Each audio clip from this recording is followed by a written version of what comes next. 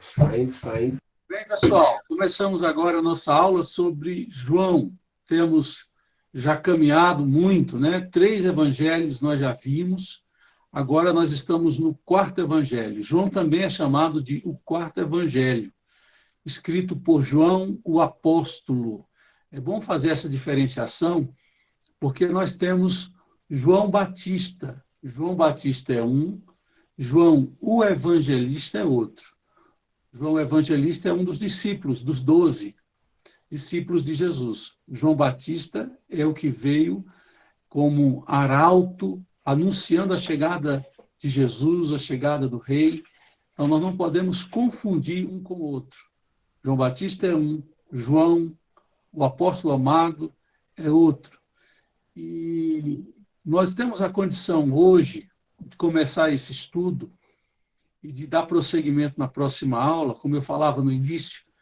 Nós temos corrido muito no nosso estudo e perdido muita coisa importante. É claro que se a gente fosse parar em cada evangelho, nós passaríamos no mínimo 6 meses estudando as mensagens principais, dado a densidade do estudo bíblico daquilo que a Bíblia nos revela.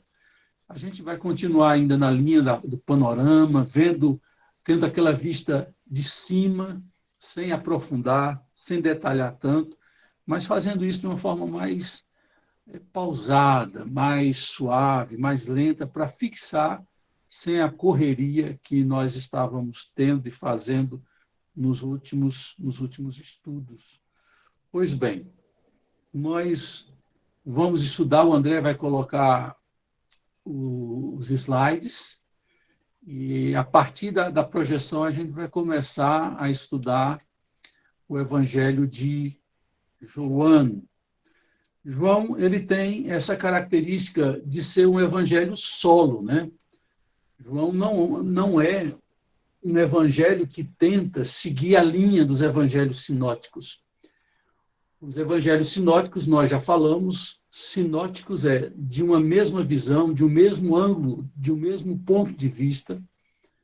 Mateus, Marcos e Lucas, eles são sinóticos nesse sentido, porque eles enfocam praticamente o mesmo conteúdo, com algumas diferenças, poucas diferenças. Eu diria que em torno de 85% a 86% do material que os 3 compartilham, eles andam juntos, apenas olham por ângulos diferentes a mesma história, destacam no mesmo episódio coisas que um outro não destacou. Porém, quando a gente entra em João, a coisa muda completamente. João, ele tem esse evangelho solo, a intenção dele é de apresentar a visão dele, aquilo que ele presenciou. E aí nós temos uma coisa muito importante a se dizer. Dos 4 evangelhos que nós temos acesso, você tem de 2 que são discípulos, que foram testemunhas oculares do que aconteceu, e eles podem, de alguma forma, dar o testemunho deles, daquilo que eles viram. Marcos e Lucas, eles contam o que eles estudaram, os apanhados que eles fizeram, porém, eles não são testemunhas oculares do que contam. Então, Mateus e João são os únicos que são, de fato, testemunhas oculares, e talvez seja por isso que o evangelho deles seja um evangelho de um conteúdo mais amplo, mais detalhado. João foi o último a escrever o evangelho, e é interessante a gente falar de João como autor desse evangelho, porque ele tem essa ideia do testemunho sobre Jesus. O Fernando, no começo na abertura e na hora da ceia, o Fernando falou que Jesus era um amigo chegado de Jesus. João, aliás, João era um amigo chegado de Jesus, e de fato era. Quando você lê os evangelhos como um todo, você vai descobrir que Jesus tinha nos 12 um grupo de 3, que ele era mais próximo, que ele conversava mais, que ele se abria mais. E aí nós temos algo a dizer. Não é errado você ter num grupo de uma igreja, no seu trabalho, 1, 2, 3 pessoas que você é mais chegado, isso é natural. Até pastores são assim. Algumas pessoas ficam enciumadas porque o pastor tem uma amizade com um, com o outro, e não tem com ela, mas Jesus também tinha. Jesus tinha 3 mais chegados, mas amava a todos, é igual pai e mãe, que tem tantos filhos e mesmo assim ama todos de uma forma tão especial. Pedro, Tiago e João, é o trio, aqueles que Jesus sempre está com ele. Porém, João, quando fala do seu evangelho, ele vai dizer coisas assim que são extraordinárias. João é apresentado no seu evangelho como discípulo amado. Não é interessante isso? Como discípulo amado. E eles estão presentes em momentos tão importantes. No momento da transfiguração, estão os 3. Pedro, Tiago e João no barquinho no Mar da Galileia, estão ali com Jesus, partilhando de momentos tão importantes na vida de Jesus e no ministério de Jesus. Isso é que é interessante quando a gente estuda a história de João. Mas daqui a pouco eu vou falar dessa amizade próxima de João com Jesus. Falando de João, a gente lê João e pensa assim, ele é o apóstolo do amor, é um homem manso, principalmente quando a gente lê as cartas de João, estão lá perto de Apocalipse. João, ele tem um jeito todo distintivo de falar com as suas ovelhas. Ele usa muito o termo amados, ele usa muito o termo filhinhos, ele fala da importância do amor. Em primeira epístola de João, João vai destacar a importância do amor e a sinalização do amor. Quando é que eu amo? E ele vai dar destaques e sinais visíveis de quando eu amo e de quando eu sou amado. Isso é a cara de João. Porém, João é uma história de transformação.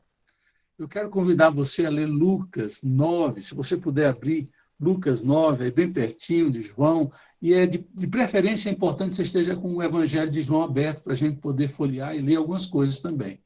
Lucas 9, versículo 54, João e o seu irmão Tiago se aproximam de Jesus e, com uma proposta ensandecida e virulenta, eles propõem que os samaritanos sejam condenados por Jesus com fogo ardente, por não se curvarem, por não darem lugar à presença de Jesus naquela vila. O texto diz, ao verem isso, os discípulos Tiago e João perguntaram, Senhor, queres que façamos cair fogo do céu para destruí-los? É uma mensagem mais islâmica do que cristã, é uma mensagem de ódio do que de amor. E a resposta de Jesus é muito interessante, porque ele diz, no versículo 55, mas Jesus, voltando-se, os repreendeu, dizendo, vocês não sabem de que espécie de espírito vocês são, pois o Filho do Homem não veio para destruir a vida dos homens, mas para salvá-los. Vocês não sabem de que espírito, qual a motivação, qual a razão da minha presença e existência no meio de vocês. É esse João aí que foi transformado nesse João amável, afável, que propunha o amor, porque depois dessa experiência ele nunca mais propôs o ódio, propôs a vingança, propôs a retaliação. São os encontros com Jesus que propiciam transformações no nosso ser, no nosso interior e no nosso agir. João, ele escreveu um evangelho e 4 cartas. Certamente você está pensando aí, quais são as 4 cartas que João escreveu? O evangelho, você matou de primeira. Primeira, segunda e terceira João, você já sabe. E a quarta? Apocalipse. Mas, pastor, Apocalipse não é um livro? Não. Apocalipse é uma carta às 7 igrejas, chamada As 7 Igrejas do Apocalipse, ou as 7 igrejas da região chamada Ásia Menor. Dentre elas está Éfeso, Pérgamo, Tiatira, e aí vai. Mas é uma carta. E João escreveu essa carta. E Deus me deu a alegria de conhecer e estar na prisão em que João esteve preso quando escreveu. e teve a visão do material, Apocalipse, ali na ilha de Patmos, uma ilha bela, no mar Egeu, nas famosas ilhas gregas. Agora vamos falar daquilo que eu há pouco iniciei, né, o assunto. João também é chamado de o discípulo amado. E somente aqui nós vamos ter essa percepção de que João, de fato, havia sido transformado e agia com um amor que contagiava a todos. Se você prestar atenção, no capítulo 13, e por isso que eu pedi para você estar com sua Bíblia, capítulo 13 de João, versículos 23 e 25, João 13, 23 a 25.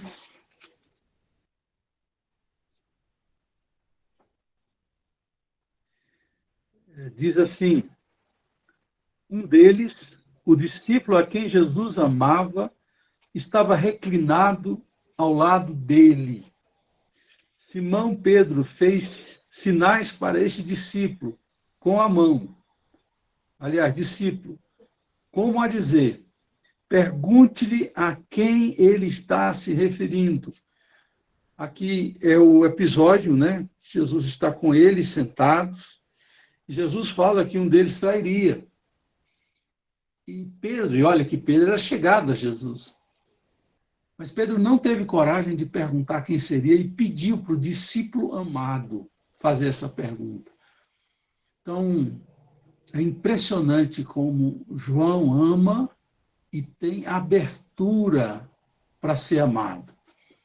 São dois caminhos, queridos. O amor precisa ser recíproco, senão o amor sofre, adoece.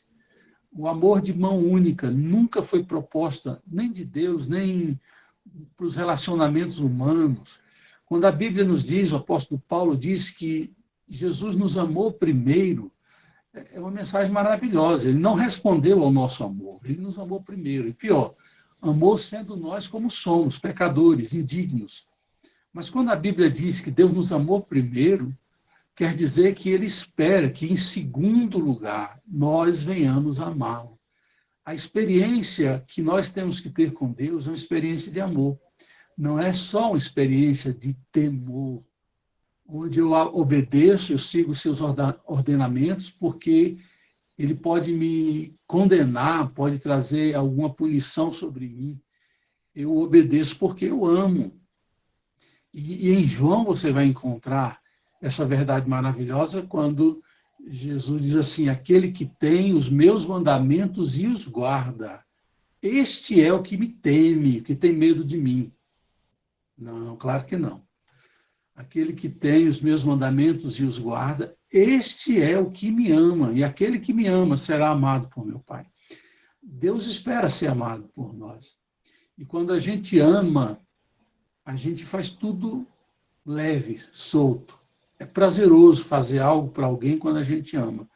Por isso que quando você ama a Deus, você faz algo para Ele por amor. E não tem peso nisso. Mas quando você faz querendo ser recompensado, com medo da punição de Deus, com medo do que os outros vão falar, e não é por amor, você não vai ser um discípulo amado. E a relação é muito clara. Ele é discípulo amado e é a quem Jesus amava. Você pensa que essa experiência só João pode ter e viver? Não, eu e você podemos. Descobrir o amor de Deus, experimentar esse amor, estar nessa sintonia, nessa entrega de dar esse amor e de receber esse amor, é revolucionário e é libertador. Então, esse é um primeiro texto que apresenta João como o discípulo amado. Agora, se a gente for para um outro texto, que é 19, 25 e 27, dá uma puladinha aí. 19, 25 e 27 a 27.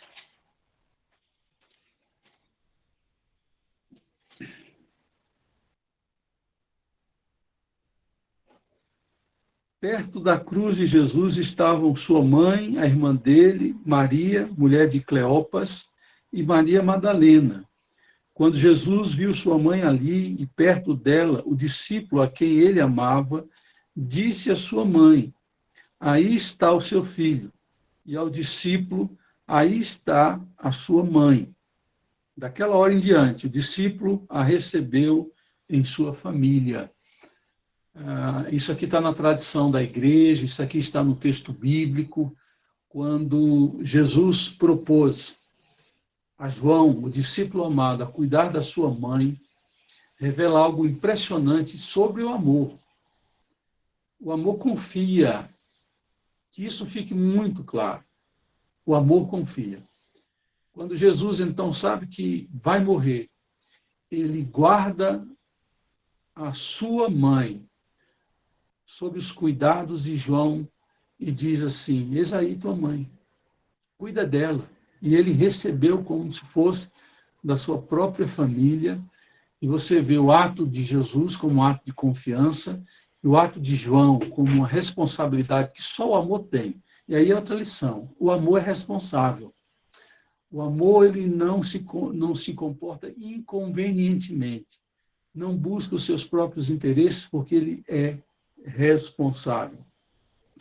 O outro texto, André, que você vai projetar também, está em João. Cobriu aqui o slide, não dá para ver, André? Isso. João 21, 20. E é interessante esse texto, porque é da ressurreição. E quando Maria vem para anunciar aos discípulos que Jesus havia vencido a morte, ela fala algo muito interessante. João 21, 20. Está aí projetado. Pedro voltou-se e viu que o discípulo a quem Jesus amava o seguia. Este era o que se inclinara para Jesus durante a ceia e perguntara: Senhor, quem te irá trair? Quando Pedro viu, perguntou: Senhor, e quanto a ele? Respondeu Jesus: se eu quiser que ele permaneça vivo até que eu volte, o que lhe importa? Segue-me você.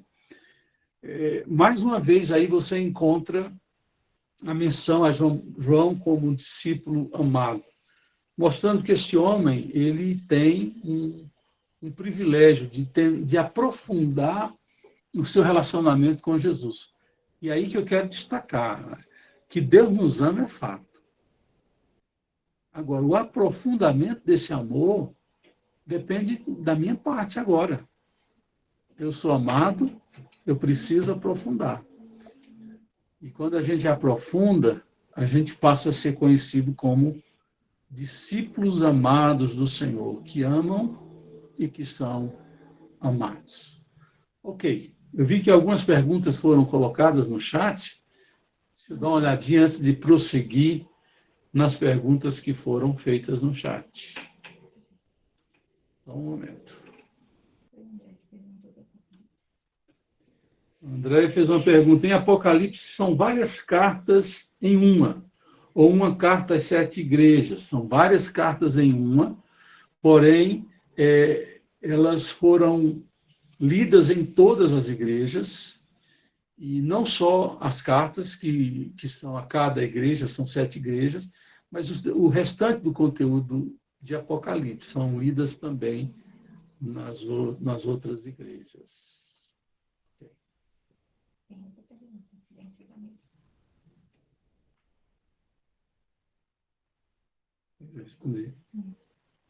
Eita, isso é novidade para mim.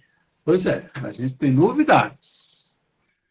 Pode passar aí os slides, André, por favor. Não, anterior.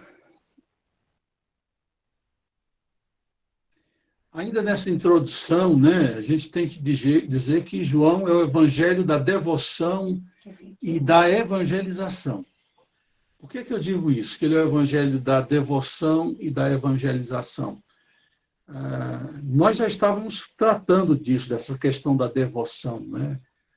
É o evangelho que fala muito desse amor de Deus por nós. Fala de discípulos que são amados, falam de pessoas que são amadas. Você vai em João 11, você vai descobrir que Lázaro, a quem Jesus amava, Marta e Maria, que Jesus amava, João amava, João 3,16, é o evangelho, é a síntese do amor, né?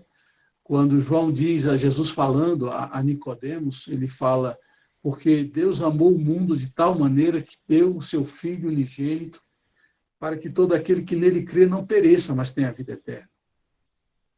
Ele fala do amor ao mundo e fala de algo tão profundo, o amor de Deus é tão profundo, que Paulo, quando escreve aos Efésios, ele diz que nós devemos conhecer a altura, a largura e a profundidade do amor de Deus. E João, na sua limitação de vocabulário, João ele não acha palavras, nem eu acho, nem ninguém acha, porque esse amor de Deus não consegue ser sintetizado, diminuído para colocar em palavras. E João diz assim, Deus amou o mundo de tal maneira, ele não acha palavras para dizer essa maneira que esse amor foi liberado a nós, como nós fomos alvos desse amor, a intensidade desse amor, de tal maneira. É assim que João acha apropriado e a forma que ele consegue colocar em palavras é assim. Então, o evangelho da devoção, Jesus ele se abre de uma forma muito diferente dos evangelhos. Daqui a pouco eu vou falar sobre isso. Mas ele é muito da devoção. Ele é muito da conversa e da explicação de detalhes dos sentimentos de Jesus. Eu, antes de estudar em 2005, quando eu descobri que o Evangelho de Lucas era o meu evangelho preferido, em quem eu me identificava mais, antes eu pensava que João era o mais presente no meu coração, aquele que eu tinha uma ligação mais próxima. Lucas, hoje eu sei que Lucas é esse evangelho, mas muitas pessoas, eu até chego a arriscar que a maioria que já leu os 4 evangelhos, tem em João um olhar especial. Algumas editoras cristãs, eles fazem em um livretinho o Evangelho de João e dão o Evangelho de João para a evangelização. Eles distribuem o Evangelho de João, porque o Evangelho de João tem esse lado de ser o Evangelho do coração, da devoção. E é o Evangelho da evangelização porque fala muito da necessidade de crer, do propósito de crer, que a vida de Jesus tem uma razão. Tudo que ele fez tem uma razão. Todos os seus atos de amor, milagres, palavras, têm uma razão, que é para que eu e você venhamos a crer. Daqui a pouco nós vamos falar um pouco disso, porque aparece no Evangelho de João 70 vezes o verbo crer. Porque João tem uma intenção, quando ele escreve o seu evangelho, que é promover fé. Então, esse evangelho, o evangelho do amor, ele tem toda essa marca, e João 3,16, sendo repetitivo, ele é essa marca desse amor. Um amor que não cabe em si, um amor que não tem explicações, por ser incondicional, por ser tudo. E outra coisa interessante em João, que eu quero destacar aqui, que diferente dos outros evangelhos, João ele dá voz a outros discípulos, fora Pedro. É comum, quando você lê os evangelhos sinóticos, que nos evangelhos sinóticos, quando alguém fala do corpo dos discípulos, esse alguém é Pedro. Pedro ele representa, ou por ser precipitado, ou por ser um discípulo influente, ele sempre tem uma pergunta, tem uma resposta a dar para Jesus. Mas quando você lê João, por ter uma outra ótica, por ter uma outra função ao escrever o Evangelho, ele dá voz a outros discípulos. Ele dá voz, por exemplo, a André, no capítulo 1, versículo 40, ao versículo 41, André ele é o primeiro a encontrar Jesus, ele diz ao seu irmão, né, achamos o Messias. E o seu irmão diz, pode vir alguma coisa boa de Nazaré? Tomé é conhecido como aquele que foi muito precipitado, né? Quando disse em João 20, 24 a 29, eu só acredito se eu tocar. Eu queria ler esse texto com os irmãos, porque ele é muito rico, muito rico. João 20, 24 a 29. Todos nós conhecemos a história de Tomé. Tomé entrou para a história como o discípulo que precisa ver para crer. E essa é a tendência nossa, humana. Não pense que Tomé ele é uma exceção. Nesse caso, Tomé, ele se iguala a nós, ou nós nos igualamos a Tomé, na maioria das vezes. Nós precisamos tocar para acreditar, nós precisamos ver para também concluir. E olha o que aconteceu com esse apóstolo, que tem muito a nos ensinar. 24, capítulo 20, versículo 24. Tomé, chamado Dídimo, um dos 12, não estava com os discípulos quando Jesus apareceu.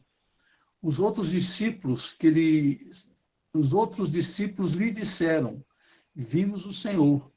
Mas ele lhes disse, se eu não vi as marcas dos pregos nas suas mãos, não colocar o meu dedo onde estavam os pregos, e não puser minha mão no seu lado, não crerei. Uma semana mais tarde, os seus discípulos estavam outra vez ali, Tomé com eles. Apesar de estarem trancados as portas, Jesus entrou, pôs-se no meio deles e disse, Pai seja com vocês. E Jesus disse a Tomé, coloque o seu dedo aqui, veja as minhas mãos, estenda a mão e coloque-a no meu lado. Pare de duvidar e creia.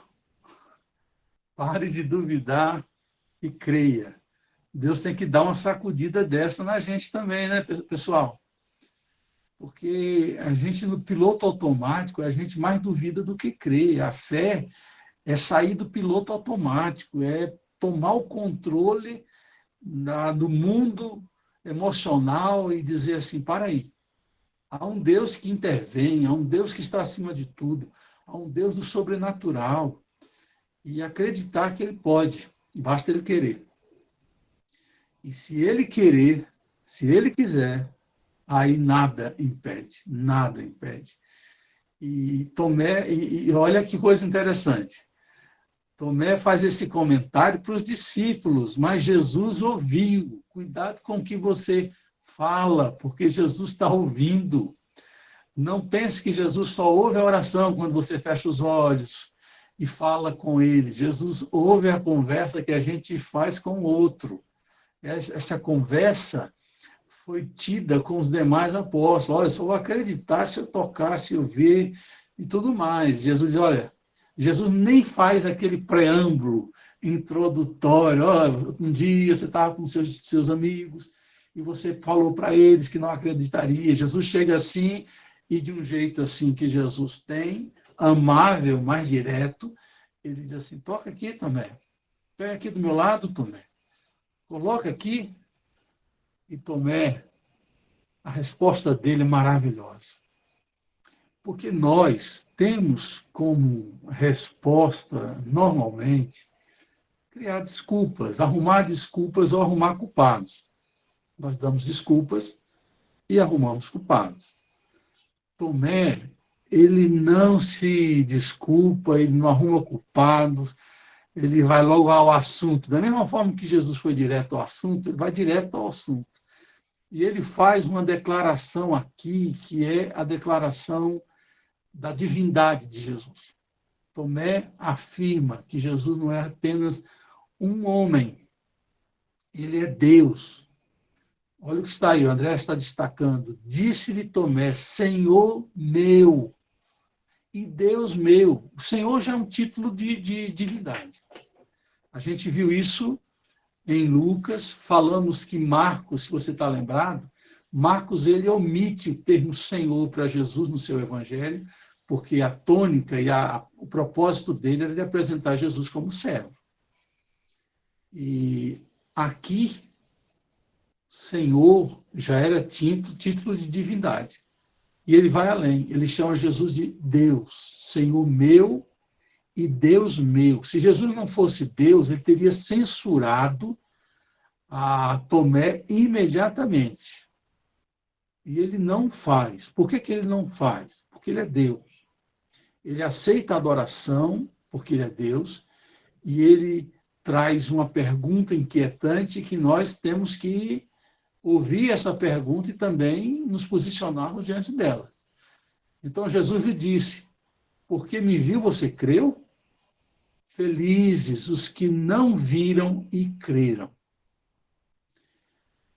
Tomé teve um grande privilégio de ver Jesus ressurreto, ver, podia até tocar as marcas da sua ressurreição, mas a Bíblia está dizendo, Jesus está afirmando que nós somos mais felizes do que Tomé, mais felizes do que os demais apóstolos, porque a gente não viu Jesus, mas a gente crê nele. Nós, de alguma forma, estamos numa posição até mais elevada, no sentido de que a nossa fé ela tem uma qualidade de não precisar ver para crer. Quando eu e você um dia cremos em Jesus como Senhor e Salvador, quando a gente acreditou no que ele disse, quando a gente se apegou a ele com amor e dependência, nós estávamos crendo em quem nós não estávamos vendo, e Jesus disse que felizes são estes, e somos nós, felizes os que não viram e creram. E aí nós nos enquadramos. Mas o interessante que eu queria destacar no estudo é que João, diferente dos outros evangelistas, João ele dá voz aos demais apóstolos. Até Judas fala em João, no capítulo 12, 4, Judas faz um comentário infeliz sobre o perfume de nardo puro que poderia ser vendido por um dinheiro alto. Isso é a generosidade de João, de dar voz, de dar participação a outros discípulos e apóstolos que não foram tão relevantes. Então André fala, Felipe fala, Judas fala, é interessante esse ângulo. Outra coisa importante para uma introdução, João, eu posso chamá-lo de o Evangelho universal. Voltando um pouco, para a gente entender o que é João, um evangelho universal. Mateus é um evangelho estritamente aos judeus. Ele fala usando uma linguagem judaica, ele fala do ponto de vista do conhecimento do Velho Testamento, seus leitores conhecem o Velho Testamento. Então, quase 30 vezes ele vai citar o Velho Testamento para fundamentar o ministério de Jesus, quem era Jesus, o que ele estava fazendo. Toda a intenção de Mateus é dizer que Jesus é rei. E o objetivo era de falar para o judeu. Marco ele tinha o propósito de falar para o gentio e para o judeu. João Marco, como eu falei para vocês, ele era metade judeu e metade gentio. O João é o nome judeu e Marcos é o nome grego. E supõe-se que João Marcos, que é o autor do Evangelho de Marcos, ele falava para dois povos, duas culturas, judaica e gentia. E quando a gente olha para Lucas, Lucas ele é totalmente gentil. O nome dele é nome grego. E Lucas, quando ele escreve, ele tem um propósito claro de dar explicações, detalhes que o gentio não conhecia. E eu falei isso na última aula. Lucas, quando ele escreve da Galileia e das cidades, ele fala Arimateia, ele diz, uma cidade dos judeus. Ora, Israel é menor que o estado de Sergipe. E quando você dá uma explicação dessa para quem mora em Israel, ela é ineficaz, porque todos sabem dessa informação lá. Como Lucas tinha um propósito de falar para fora, e ele faz isso no seu conteúdo do seu evangelho de uma forma muito clara. João, porém, ele tem um objetivo de ser para dentro, de falar para o judeu e dizer para o judeu, vocês precisam crer, e de falar para fora e dizer, vocês precisam crer.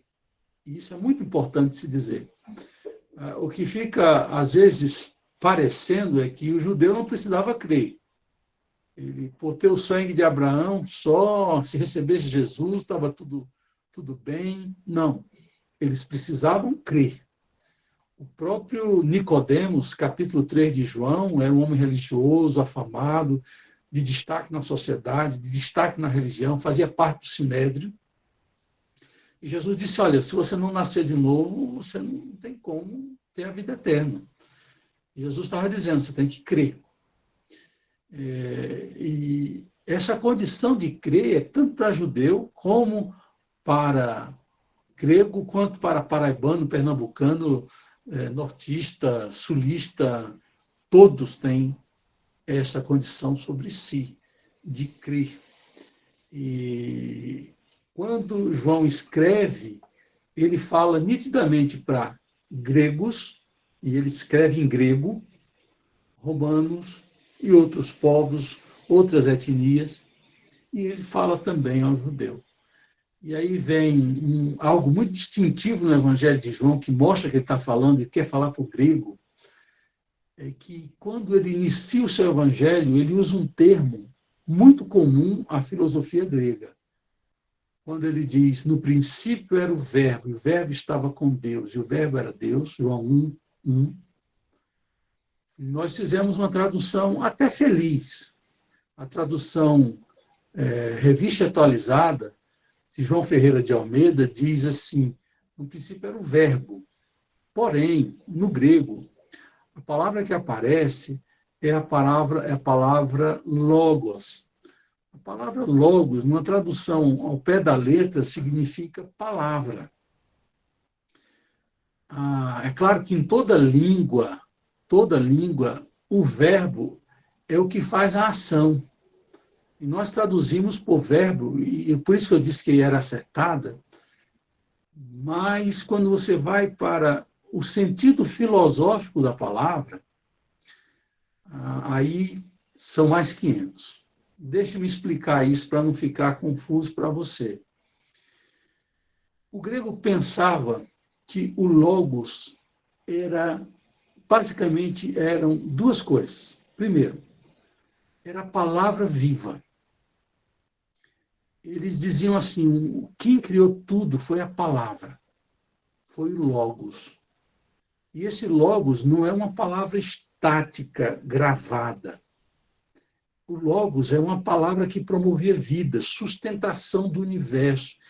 O logos, a palavra, tinha um poder criador de vida. E também a palavra logos remetia à ideia de razão, de uma mente por trás de tudo que existe, por tudo que foi criado. O grego tinha essa ideia filosófica da palavra com ação.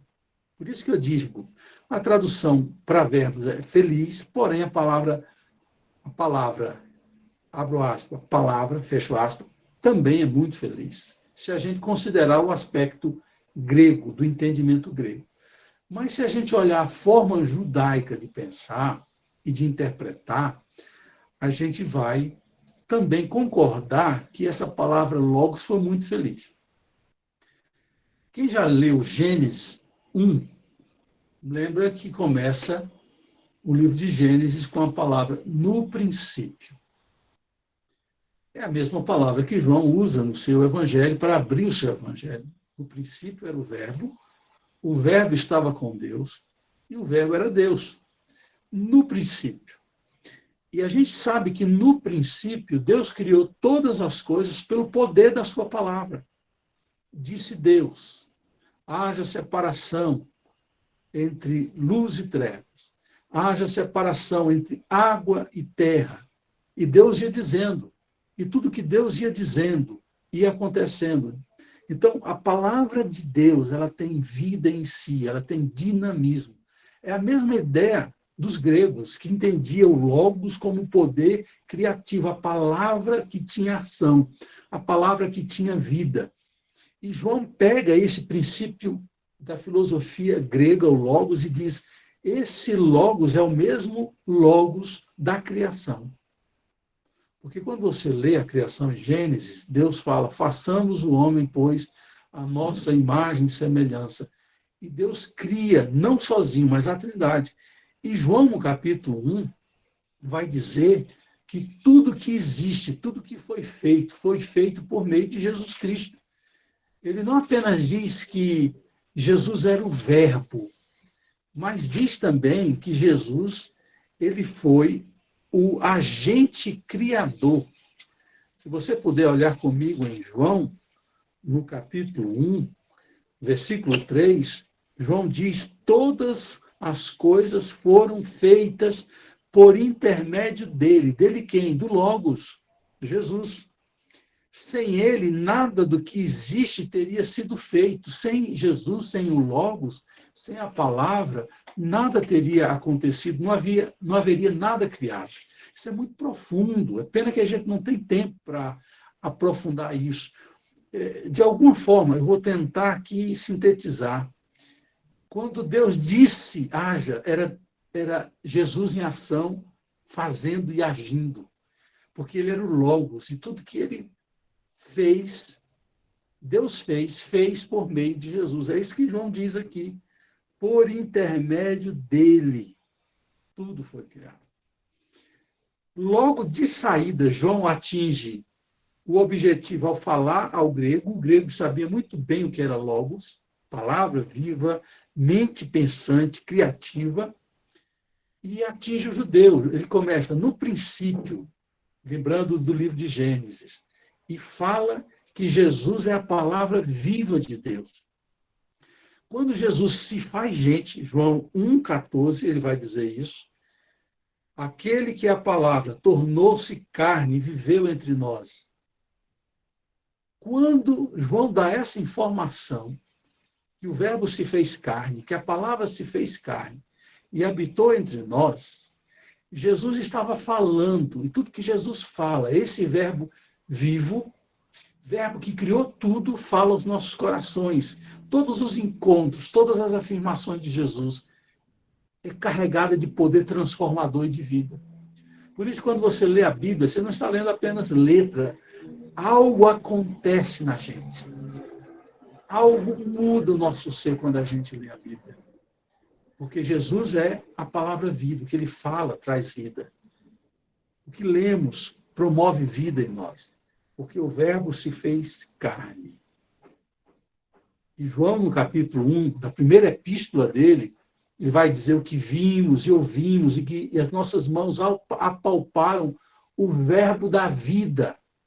Olha que coisa linda. João vai dizer na primeira epístola, logo na introdução, o que vimos e ouvimos, o que nós testemunhamos, e as nossas mãos apalparam o verbo da vida.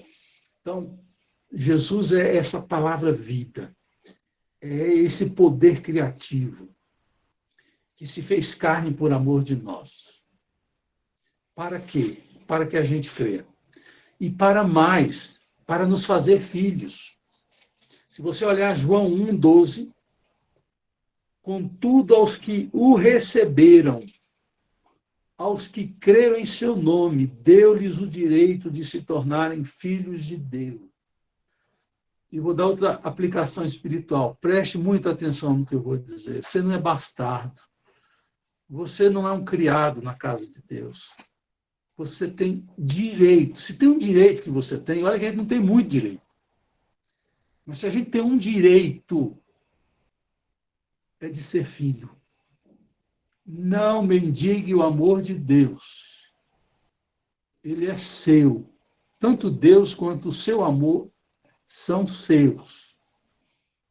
Você tem um direito, você creu. E você se tornou filho. Você não era filho, você era criatura. Depois do pecado, nós nos tornamos criaturas. Depois que Adão caiu e o pecado habita em nós, nós só nos tornamos criaturas.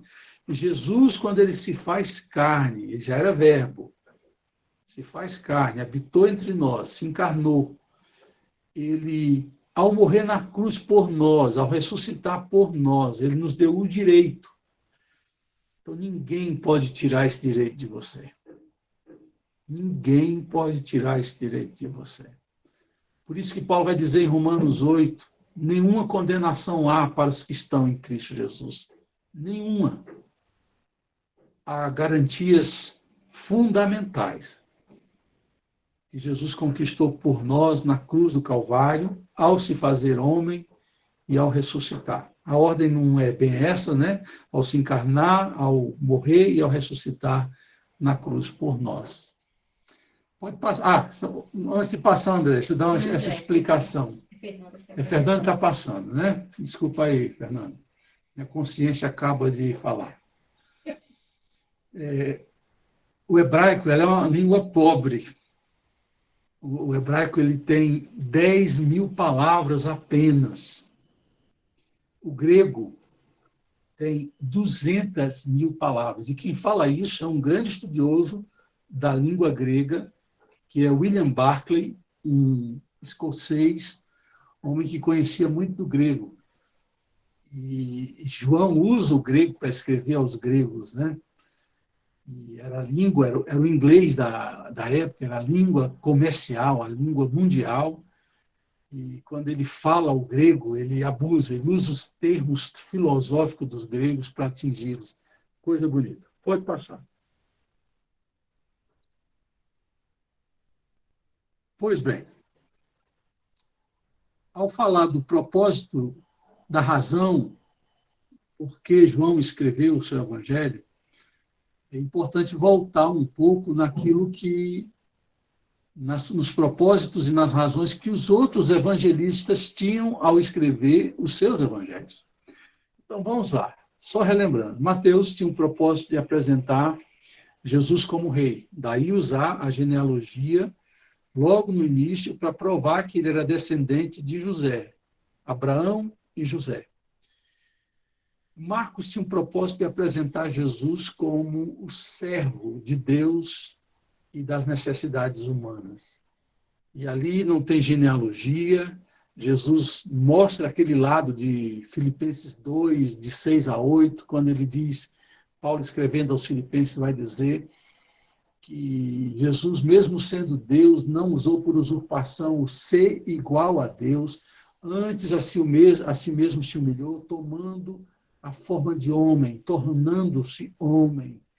Então, é a forma de servo. Marcos tem esse propósito. Lucas ele tem a ideia do Jesus homem, descendente de Maria. A genealogia de Lucas aponta essa origem humana de Jesus. A segunda genealogia dos evangelhos. E quando você chega em João, João não faz menção nenhuma à genealogia. João não tem preocupações de dizer que Jesus ele tinha origem davídica. João não tem interesse de dizer que Jesus tinha origem de Maria.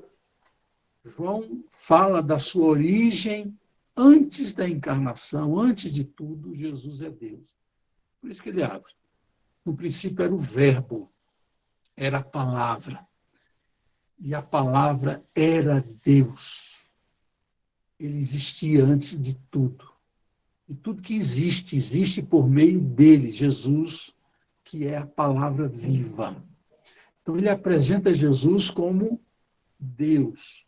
E na teologia a gente usa o termo também filho de Deus como equivalente a Deus, como aquele que procede do Pai. No Concílio de Nicéia 325, essa formulação foi claramente criada, né? Aquele que é gerado eternamente do Pai. É aquele ciclo eterno, ele é filho gerado eternamente. Ele não teve um momento que foi gerado. Ele não passou a existir. Pelo contrário, ele é o eterno. E a gente vai aprofundar isso aqui, porque quando a gente estuda esse aspecto, a gente vai percebendo algo muito importante sobre o foco que João dá.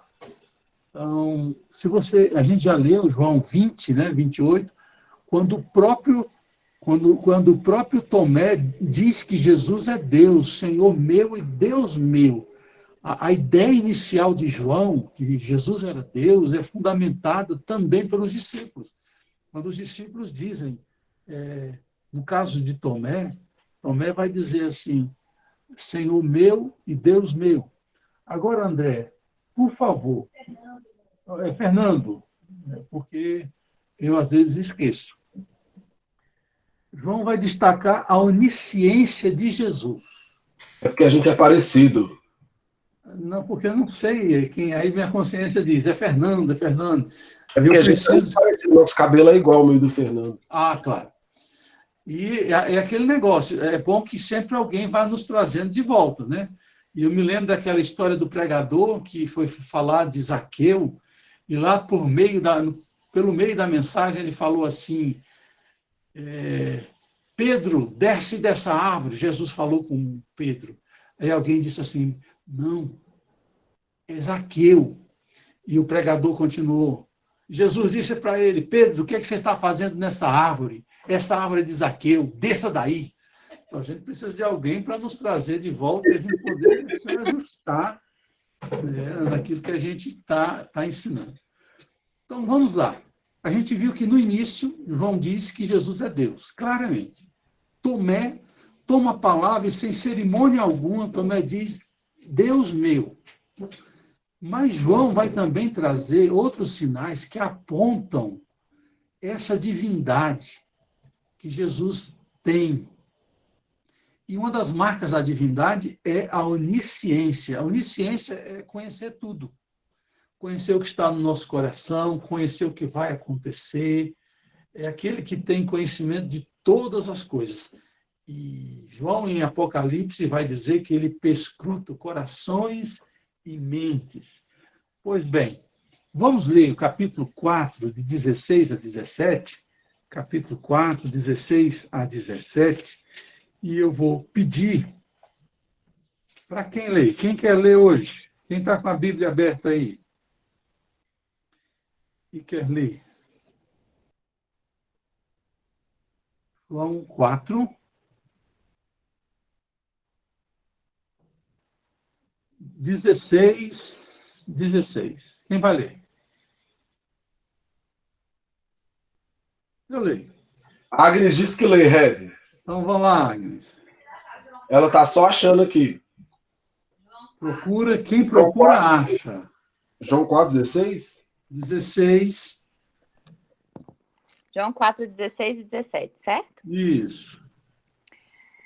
Ele lhe disse, vá, chame o seu marido e volte. Não tenho marido, respondeu ela. Disse-lhe Jesus, você falou corretamente, dizendo que não tem marido. O fato é que você já teve 5, e o homem com quem você agora vive não é seu marido. O que você acabou de dizer é verdade. Cara, eu gosto muito de Jesus por isso. Ele fala a verdade de um jeito que a pessoa admite que é verdade e não resiste. Jesus poderia nem ter conversado com uma mulher dessa, né? Porque, segundo o padrão da época, conversar com mulher já era proibido, até conversa normal. Você não podia se deter e conversar com a mulher. Os discípulos, quando chegam nessa história aí, e veem Jesus conversando com a mulher, eles ficam tomados de grande surpresa, e João narra, né, que eles não tiveram nem coragem de perguntar a Jesus por que ele está conversando com aquela mulher. Mas Jesus, ele dá uma volta para falar a verdade para essa mulher. Jesus tinha um quê de pernambucano e um quê de mineiro, que ele come pelas beiradas. Isso é típico do mineiro, ele come pelas beiradas.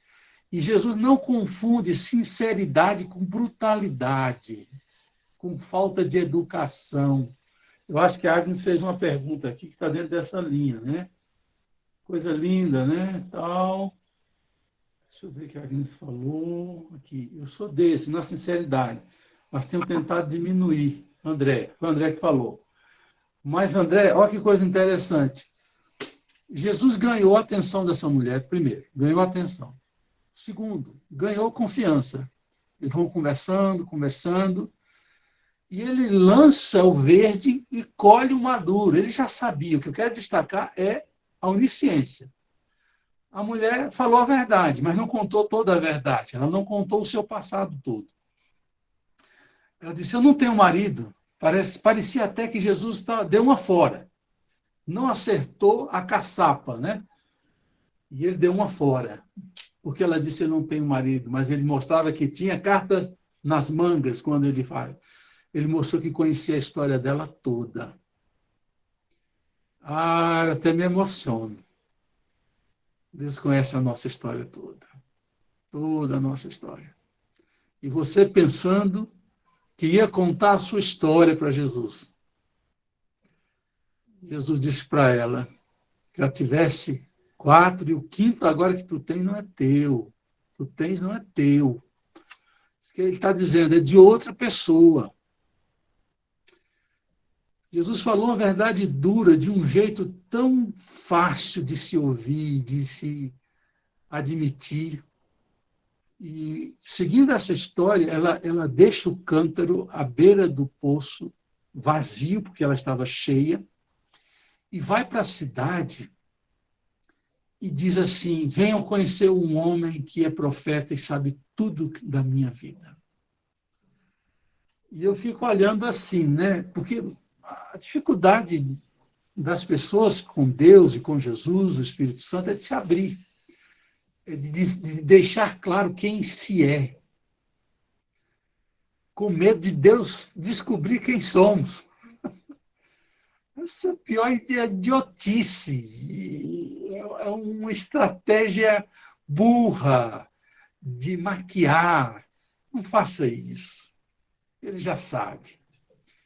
Ele sabe quem é você e faz um propósito e uma direção. Ele quer que a sua vida tome um rumo novo, seja uma história nova. Ele quer que o velho dê lugar ao novo e que você possa ter uma história nova. Ele olha para você não baseado na história antiga, mas na história nova. Isso é maravilhoso para mim, isso é emocionante.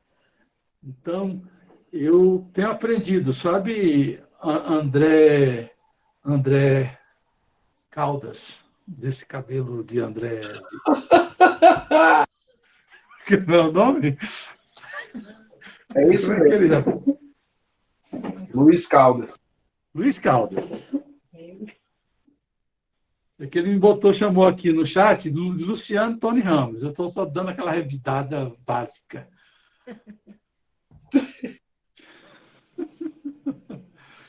Bom, olhando aqui ainda, essa capacidade de conhecer tudo, do nosso ser, do nosso passado, a gente pode olhar também 6, e é um texto assim, difícil, né? 6:61 a 64.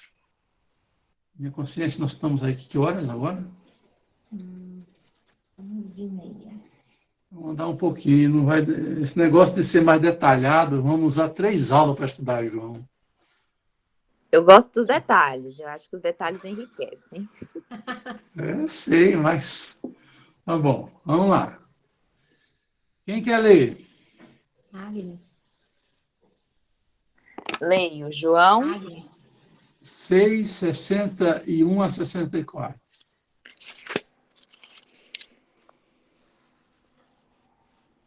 seis, 61 a 64. Sabendo em seu íntimo que os discípulos estavam se queixando do que ouviram, Jesus lhes disse: Isso os escandaliza?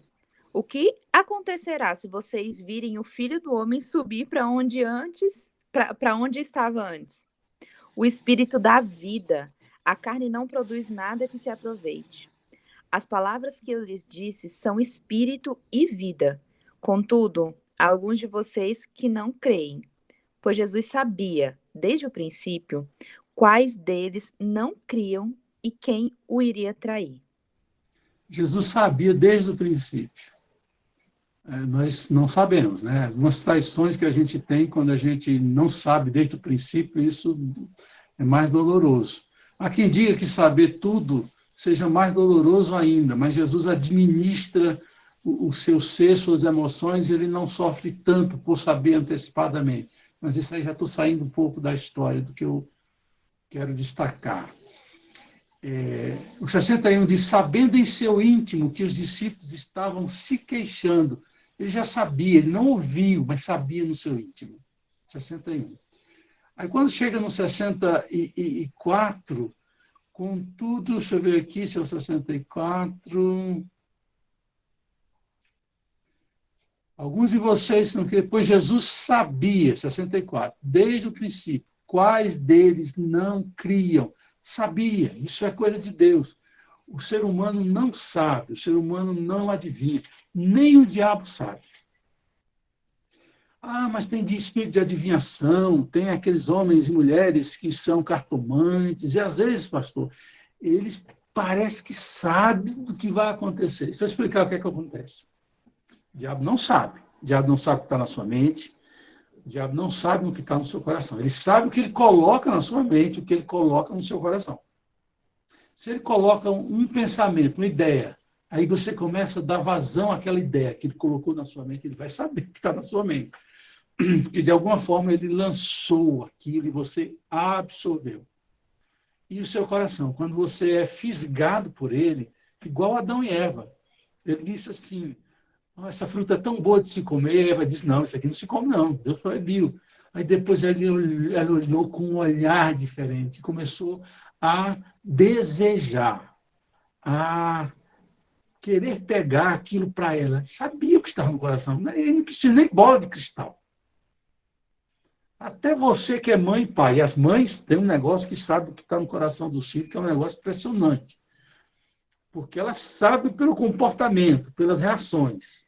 Jesus não precisa disso. Então, o que é que o diabo faz muitas vezes, querido? Ele lança, é como se ele lançasse uma semente. Ele não tem poder de conhecimento, mas ele lança uma semente. Você procurou um centro espírita, aí diz assim, olha, você vai casar com fulano de tal, ou ele vai voltar, trago ele em 7 dias para você. Já ouviu falar nisso, né? Tem lá nos postos, trago em 7 dias. É meio fraco, né? Porque Jesus traz em um dia, olha lá. Porque ele precisa de tempo para fazer o quê?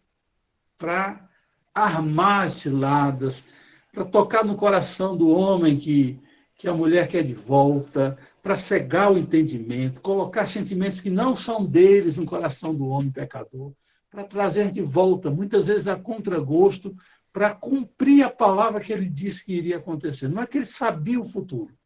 Ele lança a semente e vai agir para poder cumprir o que ele disse que aconteceria. Deus não age assim. Deus, quando diz vai acontecer, acabou. Não adianta espernear, vai acontecer. Então, Deus não adivinha o futuro. Deus determina o futuro. Dá um glória aí, Bia. Já viu. Ô, glória. Isso aí. Deus não adivinha o futuro. Deus determina. Aí, a Diana também deu glória a Deus. Agora, eu vou alistar aí, fazer uma lista de 7 declarações de Jesus que mostram essa divindade dele. Nós vimos aí a pré-existência, a onisciência, a pré-existência dele. A pré-existência está em João 8:58. Eu queria que você abrisse aí. A André está providenciando aí. André. Eu não sei se é André ou se é o... Quem está procurando os versículos? Fernando. É Fernando? É o Fernando, mas somos um corpo só. Não, porque eu pensei que um estava... São Fernando, você está rapidão, Fernando. Parabéns. Obrigado, pastor. Você está igual sonário espacial, cara. Verdade, cara. Sendo Bom. eficaz, né? João 8:58 e 59 também. É um texto que precisa de muito cuidado para a gente entender. Respondeu Jesus, eu lhes afirmo que antes de Abraão nascer, eu sou. Que coisa, hein? Agora veja a reação dos judeus ao que Jesus falou. Versículo 59. Então, eles apanharam pedras para apedrejá-lo, mas Jesus escondeu-se e saiu do templo. Trazendo aqui um preâmbulo. No capítulo 6 de João, Jesus tem um debate com os judeus, muito pesado, muito pesado. Capítulo 7, ele sobe para Jerusalém, para a festa dos tabernáculos, tem uma discussão pesada com os judeus também. Aí o capítulo 8, mais uma discussão difícil, muito pesada com os judeus, e entra aí o aspecto da divindade de Jesus, em que sentido? Jesus está dizendo que ele procede do Pai, que ele vem fazer a vontade do Pai, mas que os judeus não deram crédito, os judeus não receberam, não creram nele, no caso. E eles dizem assim que eles são filhos de Abraão, mas Jesus disse, olha, Abraão creu em mim. Abraão creu em mim. Abraão se alegrou com o meu dia, com a promessa da minha vida, minha vinda, melhor dizendo. E ele me conheceu. Aí eles disseram assim, olha, você não tem nem 50 anos e você disse que conheceu Abraão? Aí Jesus diz assim, antes de Abraão existir, antes de Abraão nascer, eu sou. Mas o que é que tem de tão sério nessa afirmação? É o eu sou. Você está pensando nisso? O eu sou. Qual é o nome principal de Deus? Yahvé. Que Deus se revelou a Moisés no capítulo 4 de Êxodo. Quando Moisés diz, mas se perguntarem quem me enviou, diz que eu sou, te enviou. Jesus está usando uma linguagem divina. Jesus está dizendo, eu sou Deus. E eu falei na aula que quando a gente estudou Êxodo, que o nome de Deus tem origem no verbo ser. Em todas as línguas, o verbo ser é o verbo mais importante, porque é o verbo da ação, é o tal do ser e estar, to be or not to be. É isso, em todas as línguas tem esse peso da ação, da identificação. E Deus diz assim, eu sou o eterno. Por isso que o judeu, eles não pronunciam o nome de Deus revelado a Moisés, mas eles pronunciam Deus como o eterno. Algumas traduções traduzem o eterno, outras o Senhor. Mas o nome que Deus se revelou a Moisés, que é o principal dos nomes de Deus, tem a raiz o verbo ser. Eu sou. Eu sou. E aí você vai encontrar Deus dizendo, eu sou Deus. Jesus dizendo, eu sou Deus. Essa afirmação causa uma reação. Eles pegam pedras para apedrejar, porque o pecado de blasfêmia era condenado com apedrejamento. Entenderam agora por que eles pegaram em pedras para apedrejar Jesus? Que Jesus está dizendo que ele era Deus ao dizer, eu sou. E tem algo que hoje de manhã eu estava lendo, vá lá comigo, João 19. João 19, versículo de número 6. É o momento da prisão de Jesus e acontece algo aqui maravilhoso.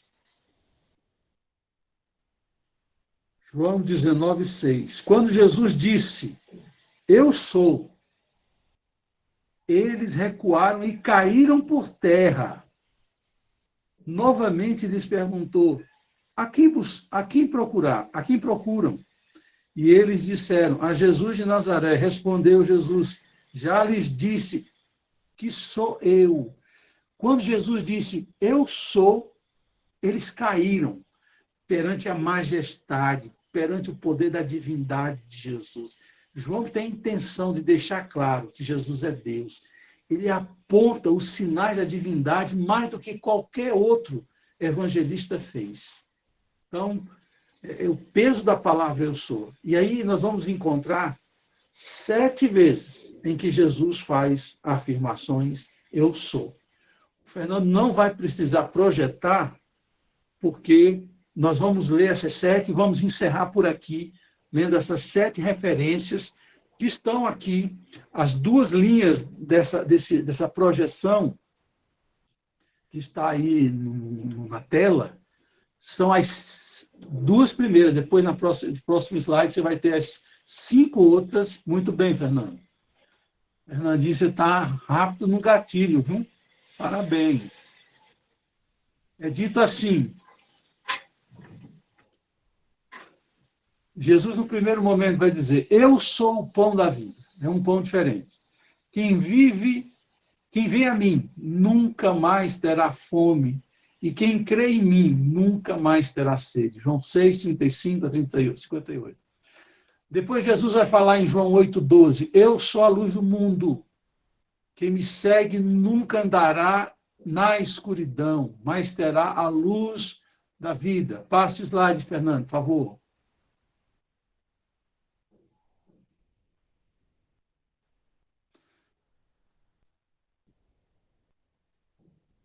Mais um.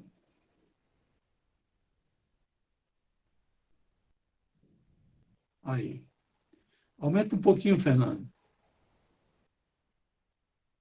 Aí. João 10, 9 e 10. Eu sou a porta.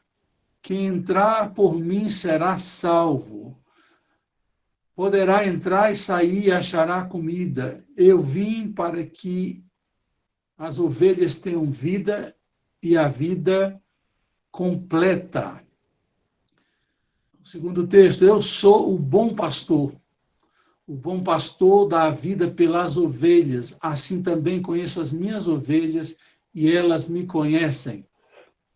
Eu sou a ressurreição e a vida. Quem crê em mim, ainda que morra, viverá. E quem vive e crê em mim, nunca morrerá. João 11.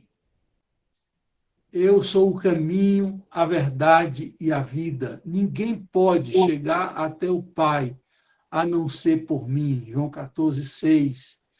Eu sou a videira verdadeira e o meu Pai é o lavrador. Todos os ramos que não dão uvas, ele corta, embora eles estejam em mim. Mas os ramos que dão uvas, ele poda a fim de que fiquem limpos e deem mais uvas ainda. Olha a quantidade de vezes que Jesus usa o eu sou. Aparentemente, é uma construção gramatical normal, eu sou, mas dentro de João, o eu sou tem o peso do nome divino. E isso é que conta, e isso é o que basta. Bom, gente, vamos ter que parar por aqui. Vamos abrir para perguntas. Tem perguntas, Consciência? Não. Bom, mas